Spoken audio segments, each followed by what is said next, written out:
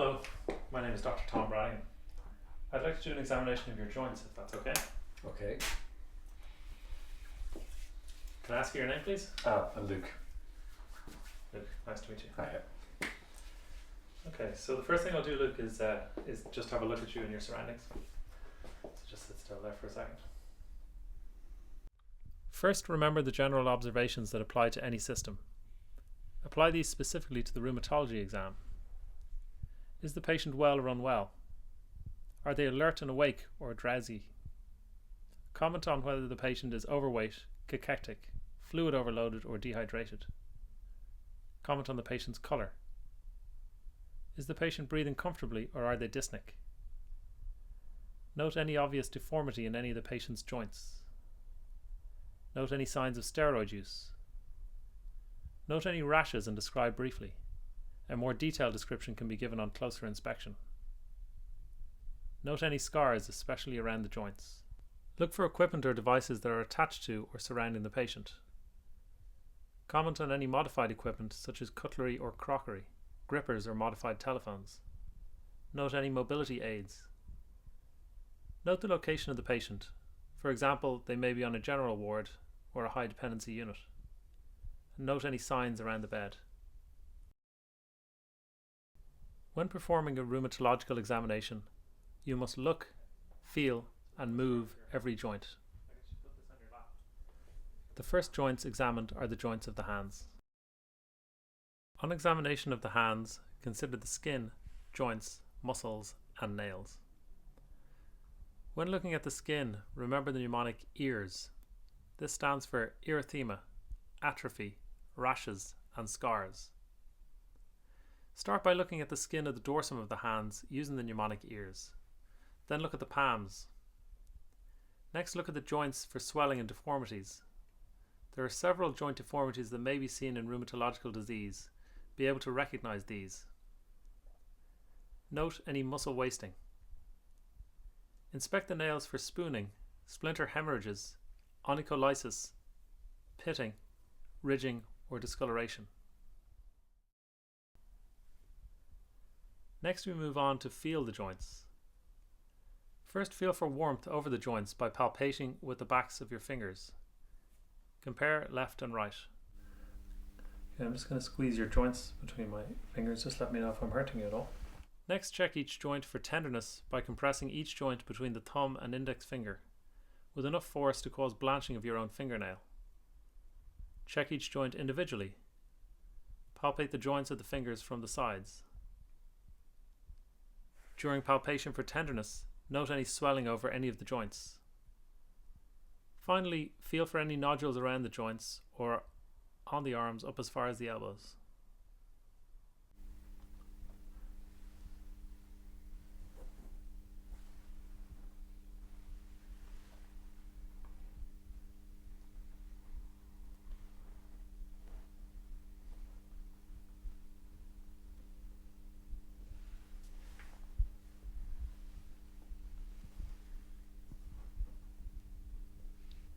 So I'm just going to move your hands through the normal range of motion.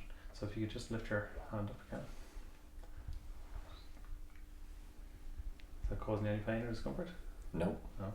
Next, move the wrist joints passively through their normal range of motion by moving through flexion, extension, radial, and ulnar deviation. Move the joints of the fingers by fully flexing the fingers and then fully extending them. Check for volar subluxation at the metacarpophalangeal joints. Okay, so now I'll get you to move through the normal range of motion yourself. So Luke, could I get you to raise your hands and bend your wrists down like this? Next, test for active movement by asking the patient to move their wrists through their normal range of motion by moving through flexion, extension, radial and ulnar deviation. Ask the patient to form a fist and then fully extend their fingers. That's great. Now if I can get you to make 2 thumbs up. Ask the patient to move their thumb through flexion, extension, abduction, adduction, and opposition. And now if you could make a ring between your thumb and your index finger, and then your middle finger, your ring finger, and your little finger. That's great. Okay, now I'm going to get you to If you could just grip my fingers. To check for functional ability of the fingers, ask the patient to grip 2 of your fingers with each hand and squeeze. Ask the patient to pick up a pen and write their name. Ask them to do this or simulate it with both hands.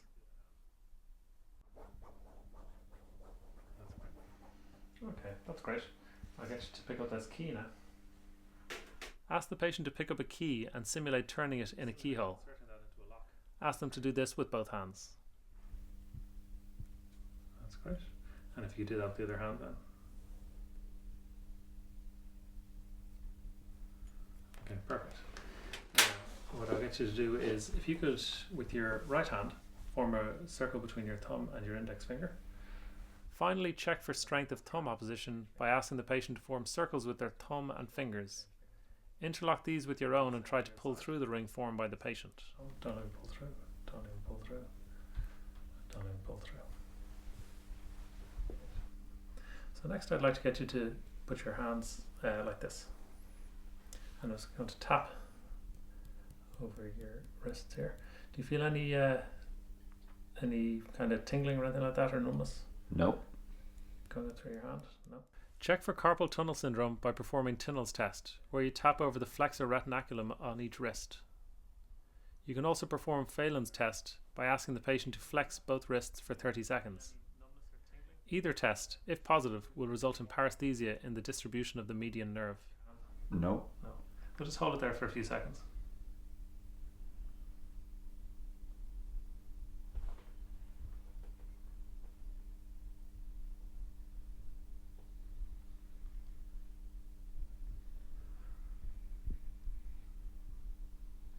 Still feels okay, does it? Yes. Okay, you can take it down now. And I'll get you to leave your hands like this. So I'm just going to immobilize your hand here. If you could just grip around my fingers. Check for trigger finger by placing fingers on the palm of the patient as they flex and extend their metacarpal phalangeal joints. If they have a trigger finger, tendon thickening jams the finger in flexion. Palpate the palmar fascia for thickened skin, which is known as Dupuytren's contracture. The palmar fascia collagen changes from type 1 to type 3, which is thicker, and tethers to the flexor tendons, causing a fixed flexion deformity of the fingers. Test for this by doing a Houston tabletop test. That's perfect. Thank you. Right. That's great. I'm going to move on to the elbows now. For the elbows, consider the skin, joints and muscles. When looking at the skin, remember the mnemonic ears. Next, look at the elbow joints for swelling and deformity. Nodules may also be visible. Okay, have you any pain in your elbows? Nope. I'm just going to... Next, we move on to feel the elbows. First, feel for warmth with the backs of your fingers. Compare left and right. Next, check each joint for tenderness by compressing each elbow between your fingers. Palpate the medial and lateral epicondyles for tenderness. Note any swelling and the presence of any nodules. So I'll get you to move your elbows. I'll get you to stretch them out like this. Next, move the elbow joints passively through their normal range of motion by moving through flexion, extension, pronation and supination. Test for active movement by asking the patient to move their elbows through the normal range of motion by moving through flexion, extension, pronation and supination. So look, could I get you to raise your left hand, please? Okay, and could I get you to push your hand up against my hand there? To check for lateral epicondylitis or tennis elbow, ask the patient to dorsiflex their wrist and especially their middle finger against resistance. This results in pain over the lateral epicondyle in tennis elbow. To check for medial epicondylitis or golfer's elbow, ask the patient to flex their wrist against resistance. This results in pain over the medial epicondyle in golfer's elbow. And against my hand. Any pain on the inside of your elbow? No. Okay, that's great. Thank you. So next I'm going to focus on your shoulders. For this part, could I get you to take off your t-shirt, please? Sure. Position the patient initially sitting, but later standing, with their arms, shoulders and torso fully exposed. Women may keep their bra on. Okay, I get you to put your hands kind of high on your hips there. On examination of the shoulder, consider the skin, joints and muscles. When looking at the skin, remember the mnemonic EARS, which stands for erythema, atrophy, rashes and scars. Look at the shoulder joints for swelling and deformity. Note any muscle wasting. Okay, look, I'm just going to feel around the joints in your shoulders. Next we move on to feel the shoulder joints. This includes the sternoclavicular joint, the acromioclavicular joint, the acromion, the coracoid process, and around to the spine of the scapula. First feel for warmth by palpating with the back of your fingers. Compare left and right. Next, check each joint for tenderness by compressing each of the above joints. During palpation for tenderness, note any swellings and the presence of any nodules.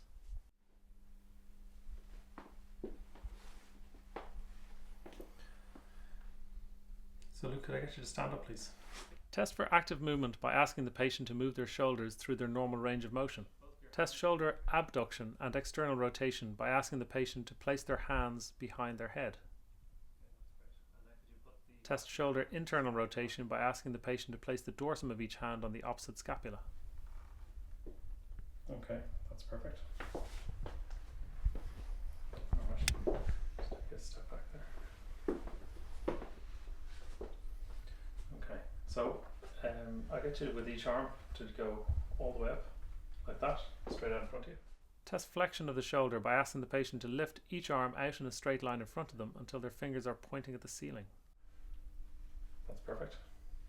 And now the first arm, I get you to put your arm back as far as it'll go. Test extension of the shoulder by asking the patient to raise each arm back in a straight line as far as it'll go. Now I'll get you to swing your arm out as far as it'll go to the ceiling. Right, and with the other arm. Okay, perfect.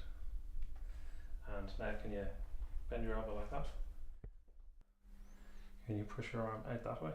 Great, and now in this way. And now do that with the other arm. And then keeping your elbow firm, yeah. Okay. Can I get you to put your elbow into your side? With their elbow bent at 90 degrees and tucked into their side, apply pressure to the lateral side of the forearm. Ask the patient to push against your hand. This tests external rotation against resistance. I get you to put your elbow in there again. With their arm relaxed at their side, ask them to raise it out into abduction against resistance. This tests the ability to initiate abduction, which can be a problem in rotator cuff injuries. I get you to put your arm out like this. Ask the patient to abduct their shoulder by 90 degrees and resist as you press down on their arm. Ask the patient to raise each arm straight up in the air. Then slowly adduct each arm down to the side. This tests for painful arc, seen on active adduction between 60 and 120 degrees in impingement. Slowly till it's at your side. So Luke, now I'm going to have a closer look at your back. On examination of the back, consider the skin, joints and muscles. When looking at the skin, remember the mnemonic EARS, which stands for erythema, atrophy, rashes and scars. Look at the spine for swelling, deformity or asymmetry. Note any muscle wasting. Have you any pain anywhere in your back, Luke? Nope. I'm just going to put my hand down your spine. Next we move on to feel down the vertebral column. First for warmth by palpating with the back of the fingers. Then for tenderness by palpating along the vertebral column from top to bottom.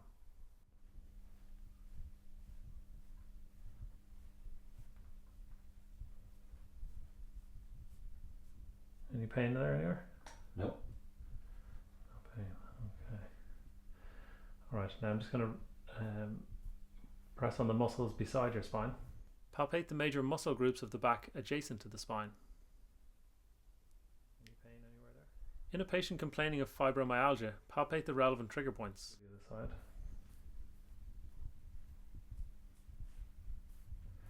Just let me know if I'm hurting you at all.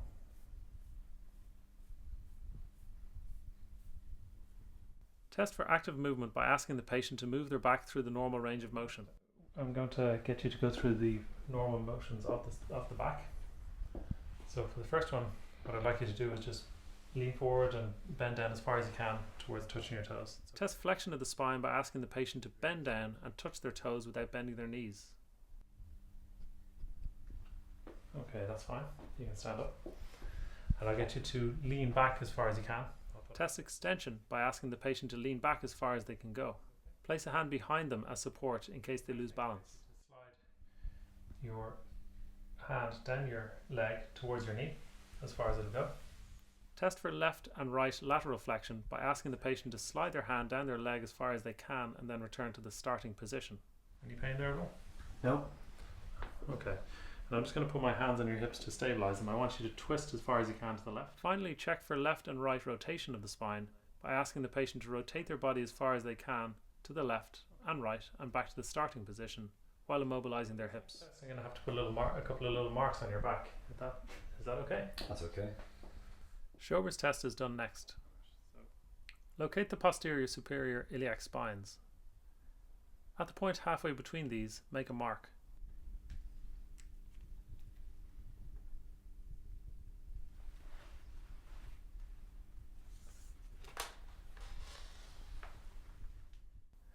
Then make marks at 10 centimeters above and 5 centimeters below, so the distance between the two marks is 15 centimeters.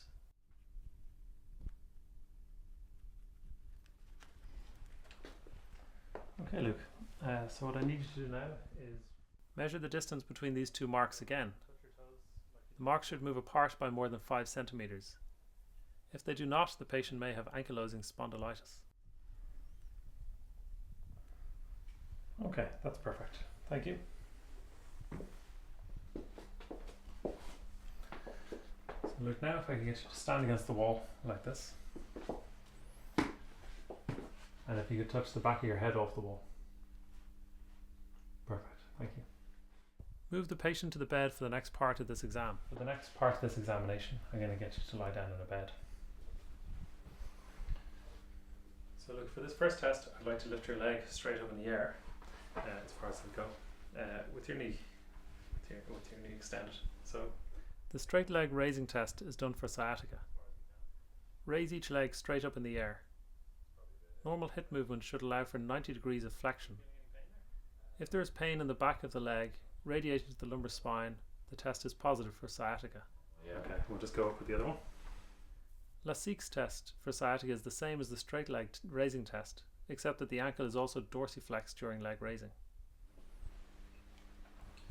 Alright.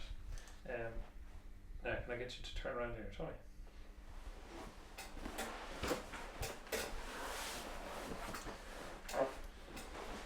And using this leg, can you bring your heel up to your bum? The femoral nerve stretch test is done by flexing each knee as far as it will go with the patient in the prone position. In a positive test, the patient will feel pain in the anterior thigh on the same side, which is the distribution of the femoral nerve. Even on the left, no? Okay. Oh, great. So you can turn around to lie on your back again. So I'm going to focus on your hips now. Can I just get you to expose them a little bit if you could just lift your t-shirt up the foot? Position the patient lying supine on a flat bed with legs fully exposed. On examination of the hips, consider the skin, joints and muscles. Look at the hips for swelling, deformity or asymmetry. If any asymmetry is noted, measure the true length and apparent length of the legs. True length difference demonstrates hip disease on the shorter side. Apparent leg length differences demonstrate pelvic tilting. Note any muscle wasting around the legs.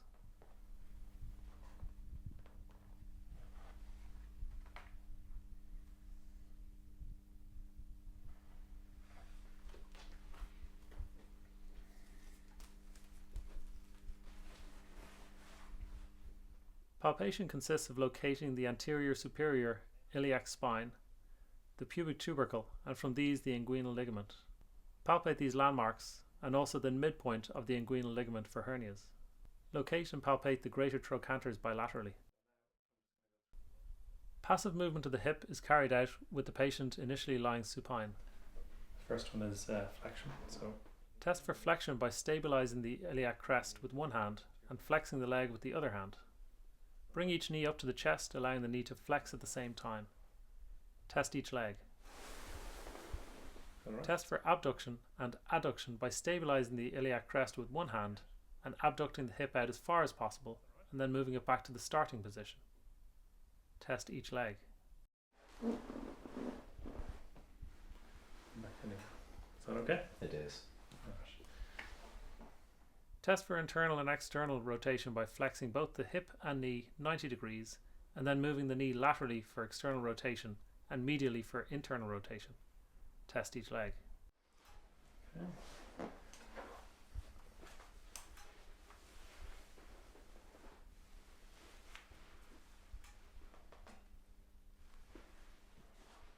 And now can I get you to turn around onto your tummy? To test for extension, ask the patient to roll over into the prone position. Stabilize the pelvis with one hand over the sacroiliac joint. Extend the hip by raising the leg off the bed. Test each leg. Does that feel okay? That's good. Okay. Alright, you can turn back around again.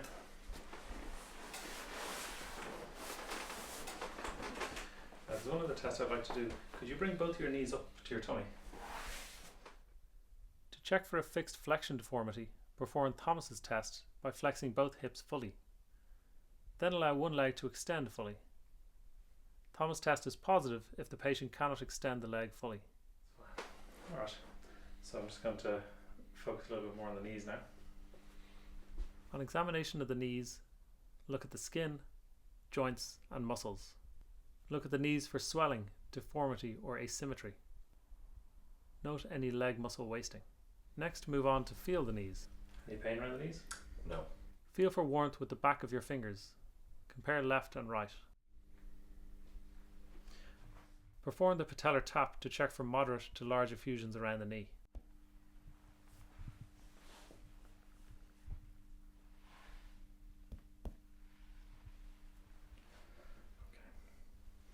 Now I'm going to move your knee through its range of motion. Passive movement of the knee is carried out with the patient lying supine.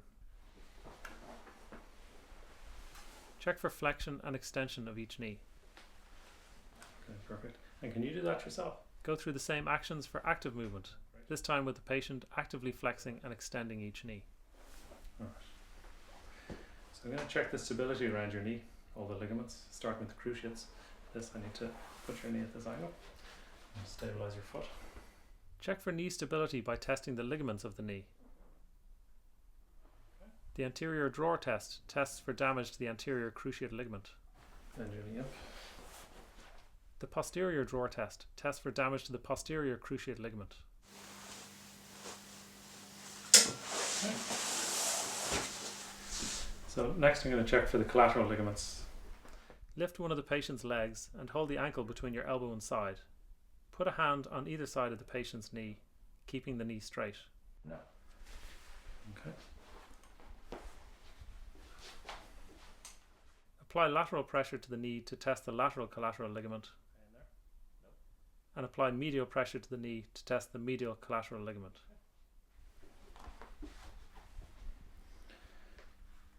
Alright, so I'm going to check for the menisci. Perform McMurray's test for meniscal damage.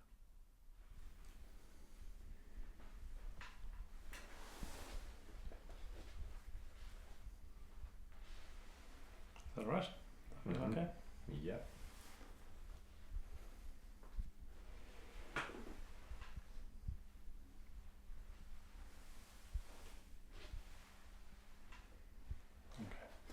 Do that on the other side now.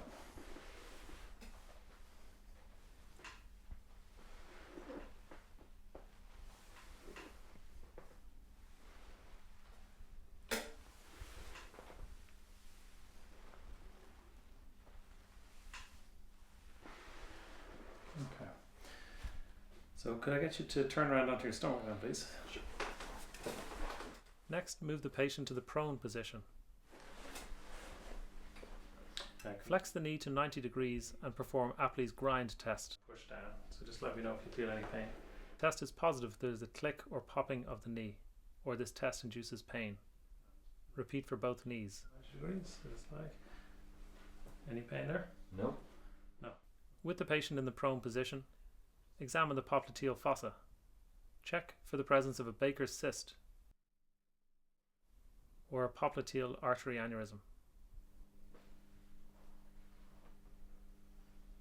Okay, can you turn back around then onto your front or onto your back? I'm just going to focus now on your ankles. Do you have any pain in your ankles? No. No. On examination of the ankles and feet, consider the skin, joints, muscles and nails. Remember the mnemonic EARS, which stands for erythema, atrophy, rash and scars. Look for the ankle joints and joints of the foot for swelling or deformities. Note any muscle wasting. Luke, do you have any pain in your feet? No.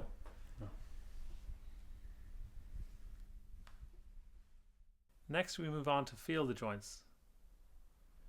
First feel for warmth over the joints by palpating with the back of your fingers. Compare left and right.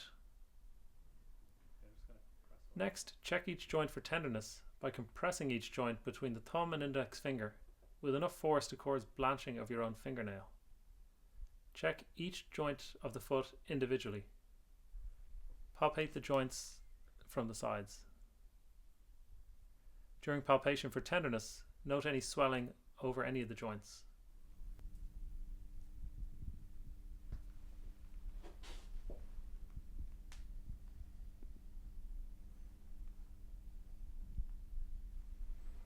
Okay.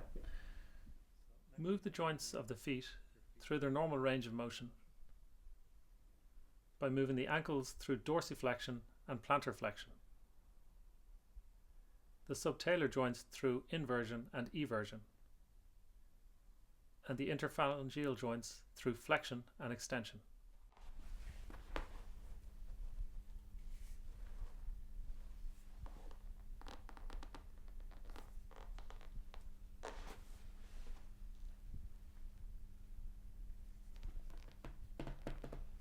Okay.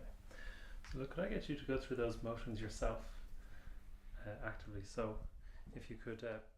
Next, test for active movement by asking the patient to move their ankles through dorsiflexion and plantar flexion, and now if you could point them inwards. their subtalar joints through inversion and eversion, Twist your feet outwards. Okay. and their interphalangeal joints Curl them down. through flexion and extension. Curl them up and splay them if you can. Okay, that's everything. The last thing I'll get you to do is if you could stand up and you could walk to the end of the room.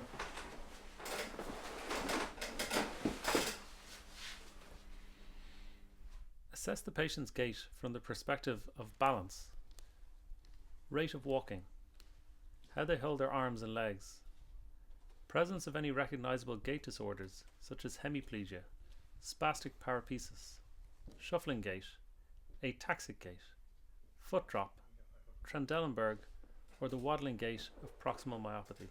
Okay, that's everything, Luke. Thanks very much. Thank you, doctor.